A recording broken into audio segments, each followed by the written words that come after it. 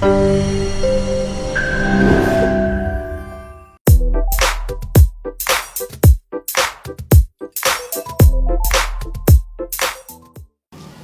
cérémonie qui nous réunit ce jour s'inscrit donc dans le cadre de l'amélioration des conditions de vie des populations, notamment celle de garantir l'accès de tous à l'eau potable.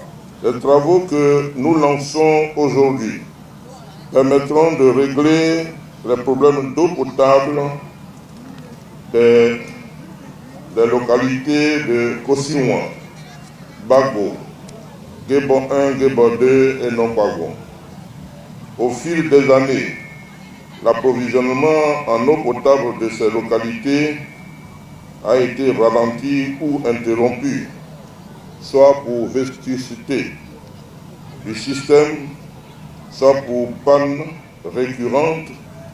Le président de la République a été saisi et il a donné instruction pour que tout soit mis en œuvre pour que un nouveau système d'hydraulique urbaine soit implanté dans la région pour servir les 5 villages et tous les campements environnants. C'est un jour mémorable, un jour qui sera gravé dans la tête. On nous apporte la vie, l'eau c'est la vie. On est très heureux parce qu'on a souffert dans notre contrée. L'eau arrive, l'eau peut ne pas arriver un mois, même voire un an. Nous voulons vraiment dire merci à Monsieur le Président de la République. Remercier également le ministre Tchakba Laurent, chargé de l'hydraulique, pour le château qui a été une promesse. Ça sera un lointain souvenir pour nos populations parce qu'on en a souffert. Si on prend les deux chantiers, avec les frais d'études et tout ça, ça fait 1,6 milliard et quelques millions.